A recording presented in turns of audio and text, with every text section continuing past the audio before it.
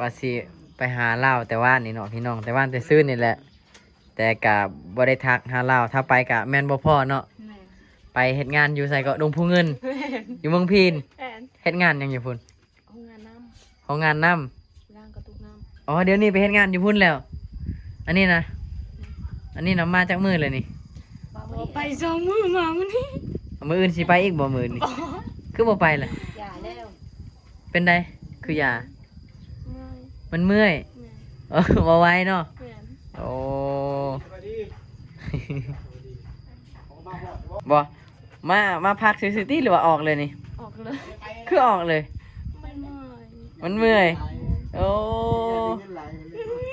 ยันได้เงินหลายบ่จึงออกนี่ แม่น โอ้เจ้าบ่เคยไปเฮ็ดงานใส่บ่ บ่ บ่เคยเฮ็ดเนาะแล้วก็ไปเฮ็ดสองมื้อแล้วก็ยาบัดนี้ บ่เคยออกแต่บ้าน โอ้บ่เคยออกแต่บ้านเลย เคยแต่เฮ็ดเวียก เคยแต่ว่าเฮ็ดเวียกแถวเฮือนแถวซานของตัวเอง แม่น อย่างเช่นไปไห้ไปหน้าสิเนาะ แม่น แต่ถ้าไปเฮ็ดแบบโรงงานจังซี่ก็อดบ่ได้ แม่น อดเนาะบ่ได้เนาะ แม่น สองมื้อมาแล้ว มา เขาไล่เงินให้จักพันบัดนี้ บ่บ่มา บ่มี บ่มีหรือบ่เอาเขาบ่ให้หรือบ่ ก็ เอา บ่ให้ เขาบ่ให้ติ แม่น ว่าบ่เอาอีกโอ้ย ชาตินี่เราชาติเลย อยู่ห้องนอนเลย ห้อง เอาสาวนอนเป็นหยังเราเป็นไข้บ่ จักมาแต่พุ่นแล้วก็นอนยังบ่ทัน เอ้า ตื่น จะไปกับไผเนี่ยไปเฮ็ดงานอยู่พุ่น ไปแหละกับไลกับลาตีแล้วกับข่อยแล้วก็กับน้อง อ๋อมีแต่คนบ่เคยไปเฮ็ดงานมันเนาะ แหน ขอบบอกเขาเจ้าแล้วว่าออกเลยบ่หรือว่าเมื่อต้นเมื่อเลย บอกแล้ว บอกแล้วว่าบ่ไหวแล้ว แม่ โอ้ ว่าสิมื้ คือบ่หางานแบบ เป็นงานเฮ็ดแบบงานขายเสื้อจังซี่นะขายเสื้อผ้าขายหยังตามตลาด มันบ่มี แถวเซโปนบ่มีบ่ บ่จักเลย บ่ได้ไปถามเนาะ แม่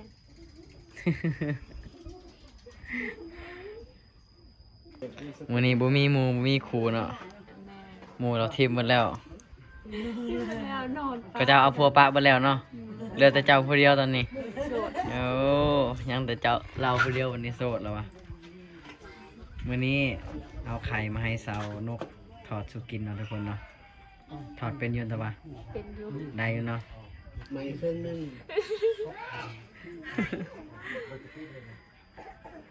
ถอดได้แต่อย่าถอดทิ้งเนาะ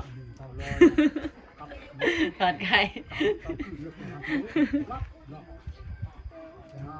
อันนี้แม่บอก ทุกคนตอนนี้คือสาวนกเนาะสิถอดไข่สุกินเนาะพี่น้องเดี๋ยวเฮามาเบิ่งสาวผู้ไทยเพิ่นแต่งกินเนาะอันนี้เป็นเฮือนครัวของสาวนกเนาะก็สิประมาณนี้เลยพี่น้องเนาะเด้ออากาศร้อนมื้อนี้เนาะมื้อนี้ผู้เดียวเราเด้อบ่มีหมู่บ่มีครูเนาะ แต่แม่อยู่สิเจ้าที่น้องๆบ่ แม่นเว้นอายไปเมืองนอกว่าสินัดไปหาเจ้าแต่เช้าอยู่แต่ว่าไปเมืองนอกตอนเช้าก็เลยมาตอนยามมื้อแรงเนาะ พอดีข่อยกำลัง น้องไปอยู่ไสตอนเช้า ฮะ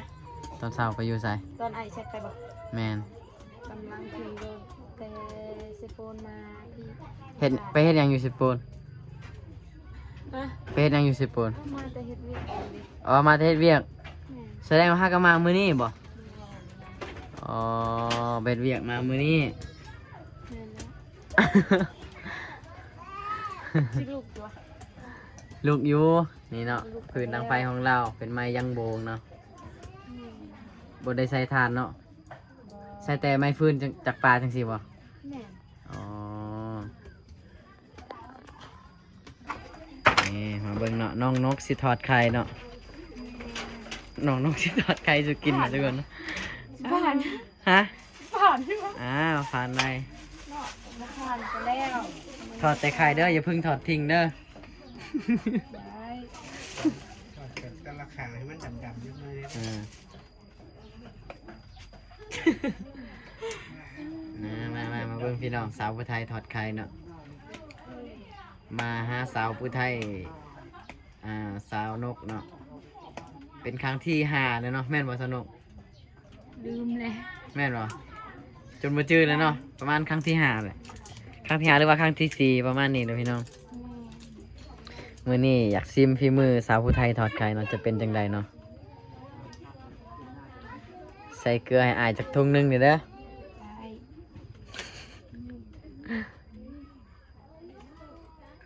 เพิ่นครัวเราก็สิมืดประมาณนี้เลยทุกคนเนาะเพราะว่าบ่มีดอกไฟเนาะ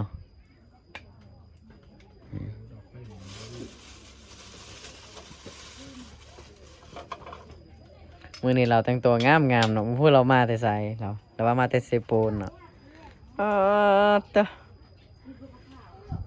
ถอนหมดนี่บ่ แมนถอดทั้งเปลือกมันเลย บ่เดี๋ยวขอไปตั้มไหม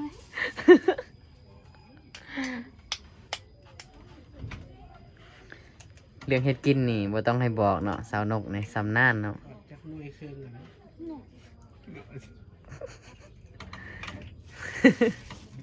ถ้าเป็นไรถ้าเป็นลิ้นบุกแล้ว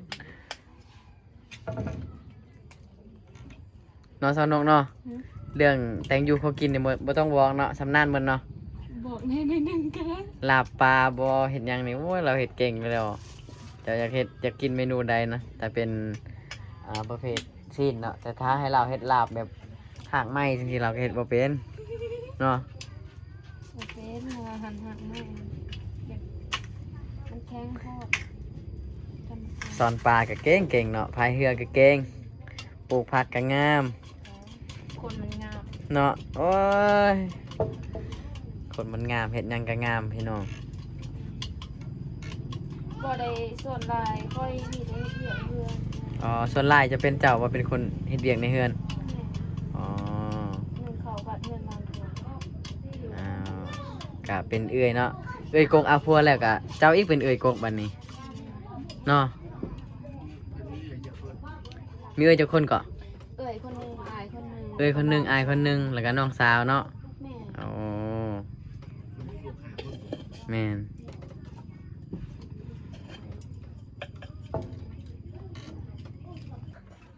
จัดไปพี่น้องโอ้ยได้กินทอดไข่เลยมื้อนี้แซ่บๆเนาะเฮ็ดเวียกเฮ็ดงานโคตรเก่งเลยเนาะเป็นแม่ซีเรือนได้แล้วคนนี้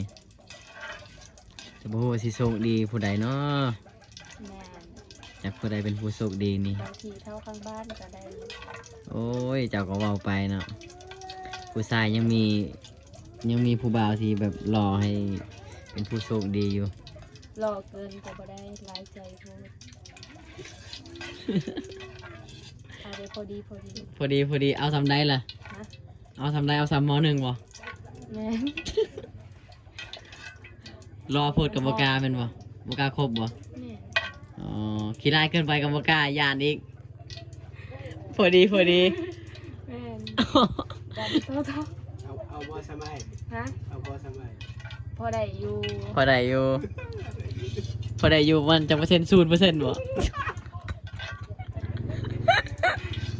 แม่นบ่ แม่มันทอดเนาะแม่ นาน0%แล้วบ่ได้อยู่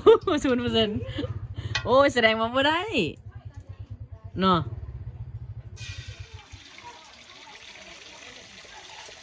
มาแล้วโอ้ มันติดหม้อเห็นกันแล้ว ติดรถ ติดรถบ่ ติดรถ พอดีเลยกะเอาเลย เลยเดี๋ยวแตกไปเลยสนุกเนาะเพื่อจะได้กินไข่ โต๊ะบ้างหน่อย บ่ตกเอาไปรถตกก็เก็บเอา นี่ เด้อเดี๋ยวร้อยละเห็ดเนาะ ผ่านอยู่บ่ ผ่านอยู่ผ่านผ่านนี่เด้อผ่านไปเลยได้เนาะ ผ่านไปเลยมันคือสิ คักๆเนาะแต่ว่าเราลืมใส่กระเทียมเนาะ ถ้าใส่กระเทียมเข้าไปนี่คักเลยเนาะ แม่ ปาดตัวฮอนออกมาแบบนี้โอ้ตัว สองนี้ ปาด เพื่อแตกไปเลยเนาะสนุก เราคนไปเฮ็ดอย่างนั้นเขาน้อมว่าเขาหิวสู้ต่อไป ชูต่อไป แต่มันสู้บ่ได้แล้วมันเหนื่อย เพิ่นไปเฮ็ดเวียก2 มือกลับมาบ้านแล้ววันนี้กันสั้นก็บ่ได้ถ่ายคลิปเจ้าแล้วเนาะ แม่ เพื่อสิได้ถ่ายก็อีกหลายเดือนเนาะ ตอน อนพายุหันผ่าใช้หันแชทมาแน่คิด ต้องหันหน้ามาดูหันหน้ามาดูโอ้เหือแตกไปเลย เพื่อจะได้กินไข่หน่อยหนึงเนาะ แม่น โอ้เพราะว่าอยู่ในห้องครัวของเรานะอัน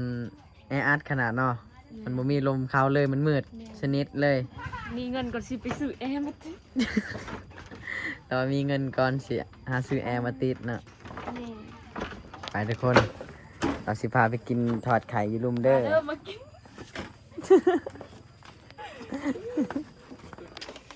เราว่าทอดไข่มาเมื่อยๆเนาะเดี๋ยวมาเบิ่งไข่ นี่สู้ย่ายกินแน่นี่ นี่ อันนี้ให้ ซื้อมาฝากเราซื้อตำตีนเนาะ เล็กน้อยยังกิน แล้วก็ทอดไข่ เล็กน้อยกินแล้วนี่นั่นซีเบิง จะมาหุบฝาดนี่ ซีเบิงยาย โอ้ระวังเลยเด้อระวังแน่ระวังแน่เอากินลงมือเลย มาลิ้นนำมันนี่ซิม โอ้ยบ่ซีเหลือกินเลยนะ กินโหลดแล้วมาซิมกับบ่ซิม ซีเบิง เอาอันแม่ครัวต้องลงมือก่อนได้บัดนี้ ลงมือเลยแล้ว เข้ากันมาลงลูกเข้ากันติดนะ บ่ ได้แล้ว บ่นี่ละ ได้แล้วบ่เป็นหยังกินแล้วเขากินแล้วมื้อนี้มาให้เราทอดกินเล่นซื่อ กินอยู่เบิดมือเข้ามื้อนี้ ๆกินตลอดนะเมื่อวานก็กินเนาะ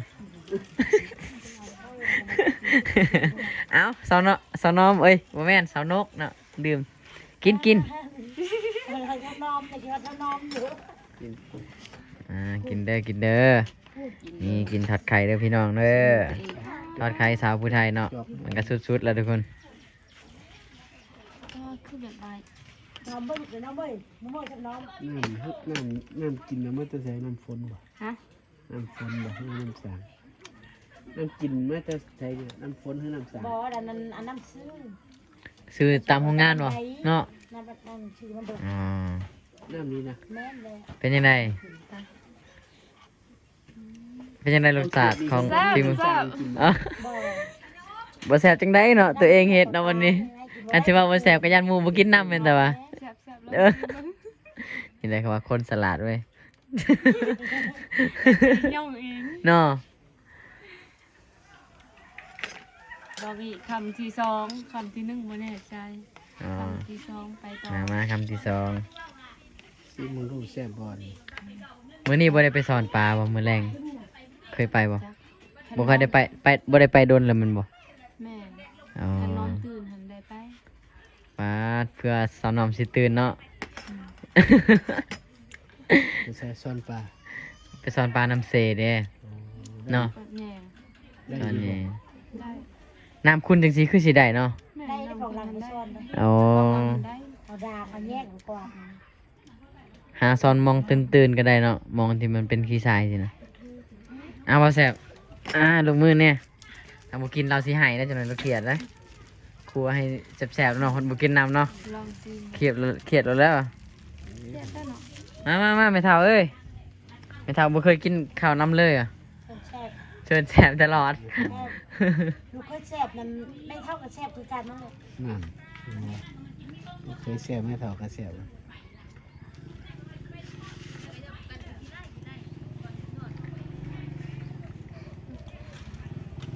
เอากินไหมกินตำนี่ เป็นไงครับพี่แสบเนาะนี่ แซ่บเลยจ้ะ พอดี พอดีเราบ่กินเผ็ดเด้บ่กินเผ็ดบ่กินเกลือบ่กินพริกนัวบ่กินไข่สินะ บ่นั่นบ่ลืม จะกินเบิร์ด กินเบิร์ดเราอย่างนี้คือว่ากินแป้งนวดให้เป็นใส่สวงบวงหู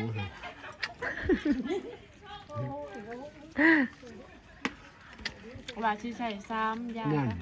เห็นว่าว่าจะใส่สามเห็นว่า เป็นยันผมในหัวบ่เรือนะ เดี๋ยวนี้ก็เป็นเรือเลย โรนมาแล้ว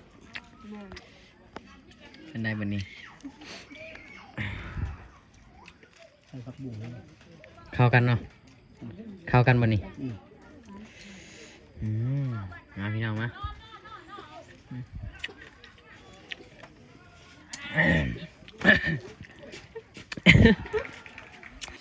น้องฟ้าฮะก็มาเนาะน้องฟ้าไปไซมาน้องฟ้า เยอะ อยู่เฮิร์ดเนาะอ๋อคือแหนมไปบ่เห็นเมื่อกี้ อยู่ตั้งอยู่ อ๋ออยู่หลังเฮิร์นพุ่นอ๋อคือไปนั่งเศร้าเสร็จน้ำตาอยู่พุ่นวะ อกหัก โพดโพเนาะผู้ใดเป็นผู้เฮ็ดมาเฮ็ดให้น้องฟ้าอกหักบัดนี้จังไดถือผู้บ่าวทิมบ่ เมะอกหักไม่ได้เน็ต อ๋ออกหักไม่ได้เน็ตอ๋อ เห็นเศร้าๆจังว่านี่แต่ผ้าซับ ฮะ มันซับ มันซอดบ่มีเน็ตก็เลยมันเศร้า แม่น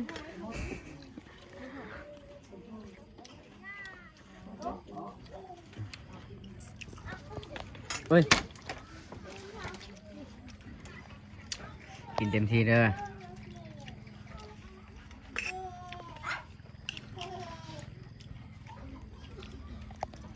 แล้วบ่นำให้นะ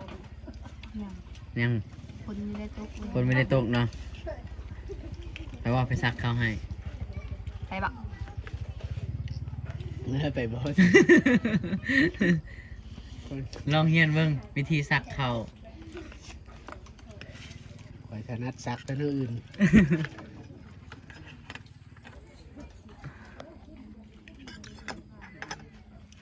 เอาไม่ซักเป็นหลุมบ่ แม่น ซักเป็นลุมแล้วก็เอาข้าวหยอดใส่เนาะตอนนี้เรารอท้าฝนตกเนาะ คนดินมันเคย บ่ได้ตกเลยบ่ตอนนี้แถวนี้บ่ได้ตกจังเม็ดเลยบ่ ว่านี่ตกมาแม่ โอเคด้อย ตกหน่อยเดียวซักไม่ได้เนาะตกหน่อยเดียวซักข้าวไม่ได้พี่น้อง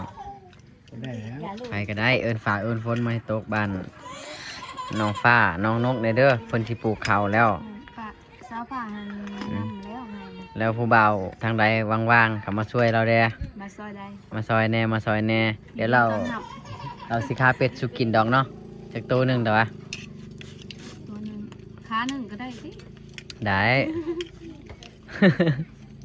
เอาจะค้าง มาซักข้าวสวยแน่นะให้ผู้บ่าวเป็นคนซักเพิ่นเลยสิปลูกเองจังซี่นะ เอาแต่ตัวมันข้างในมันไม่ได้ อ่าเป็ดเราหลายเด้เป็ดหลายบ่ ลายบ่มีปีกบ่มีบ่มีแล้วมันตาย เดี๋ยวฝนตกเนาะฝ่าวมาเด้อพี่น้องเด้อตอนนี้เด้อยังบ่มีไฟซอยเทื่อเนาะเดี๋ยวจังน้อยถ้าผู้ใดมาดังๆสิได้ต่อคิวเด้อผู้บ่าวมาหลายโพดจังน้อยนี่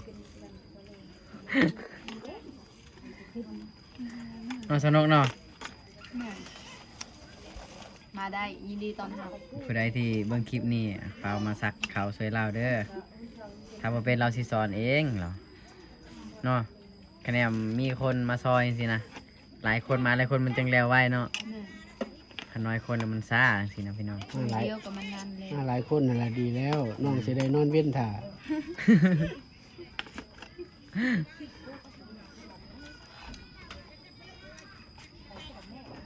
หลายคนมันก็แล้วว่าเดียวมันก็ได้แล้ว แต่คนคือจังฮีตของน้องแบบผู้ไทยนี่ซักเขาวแล้วเขาเจ้ากินหยังนี่ ฮะ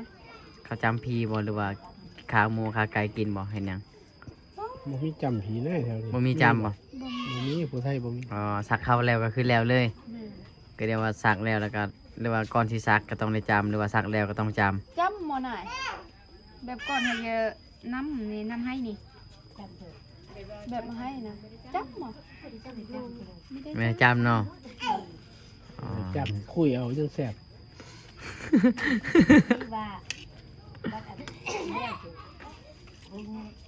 เพิ่นบ่ได้นับถือผีเด้แม่นบ่บ่ได้นับถือผีเป็นบ่ท่าน มันดำรงไปชื่อ เออ จักคือกัน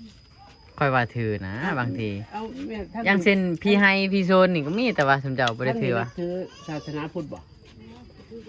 คือว่าบนบางที่นะ อืม แล้วแม่ถือหยังไงฮะ ใครทำใครทำ ทำมันก็พูดอันบ่ท ไม่ละไม่พูดไม่ละ พุทธเนาะอ๋อ ำอืม สมเพราะว่าเพิ่นบ่ได้จำเนาะถ้าจำมันถือผีบ่จังได้จำ หน้าสาวนมตื่นแล้ว แม่นบ่ ตื่นตานกัน อ้ายสิบอก แต่ว่า ไป มา อยากให้เราตื่นไว้ย่างขึ้นไปไฟไหม้ไฟไหม้ จับมือจ้ะ เป็นหลายคนเลยเนี่ยไปเลยโอ้ยตื่นเลยหอบจาดเล่นไปแล้ว ตอนน้อง เอาไปขายบ่พระเจ้าซื้อบ่ปีกล้วย แม่ซื้อ ซื้อปีหัวเท่าไหร่ ก็ติดเป็นโล โอ้ขายเป็นโล แม่ โลเท่าไหร่จักวัน โลเท่าใดเลยสิมีไม่ ปี ได้ท ปีกล้วยกินกับอันผัดไทยแซ่บๆเลยครับ แซ่บ อืม สบายดี เคยกินบ่ สาวน้อมโอ้หากระตือนเนาะ ไปใส่มาเนาะนอน อากาศฮอนโพดเน้องมือนี่โอ้ยจนเพลียพี่น้อง เป็นไปสวรรค์มา ำอ่ะ เพิ่นฟันมาเด้ มันก็ตื่นด้วยไปสวรรค์มา เอากินให้เบิดตำนะเซาเลย แซ่บถนอทอดไข่เนาะมื้อหน้าทอดให้อายกินอีกเด้อ เสียบแน่นอน เพิ่นบ่เพิ่นพากันมาใส่เสื้อแขนยาวเพิ่นบ่ฮ้อนเนาะ แม่น บ่ฮ้อนบ่ บ่ฮ้อนหรืออบผิวเนาะ ไอ้นั่นไอ้ยังฮ้อนมันใส่เสื้อแขน บ่ฮ้อนบ่สาวน้อม มีฮ้อนบ่ตัวใส่เสื้อแขนยาวน่ะฮ้อนอยู่บ่หรือว่ามีฮ้อน ฮ้อน ฮ้อนบ่คือไปใส่เสื้อแขนยาวแขนสั้นซะ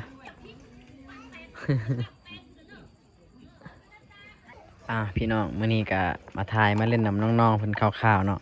เพราะว่ามื้อนี้อากาศร้อนเนาะลมนำกันแทบบ่ได้เนาะอาการเอาขนาดเลยอากาศเนาะตอนนี้ก็พาให้สาวนกนะเพิ่นมาถอดไข่สุกินเนาะแซ่บเนาะอีกคนนึงเนาะเรากำลังนั่งซึมนั่งเศร้าอยู่บ่ฮู้ว่าเศร้าหยังเนาะ มื้อหน้าถอดให้กินอีกเด้อเนาะ วันนี้เหลือ3 คนเนาะโอ้โหว่าเพิ่นไปเรียนใส่เนาะเมื่อวานคือเมาคักแท้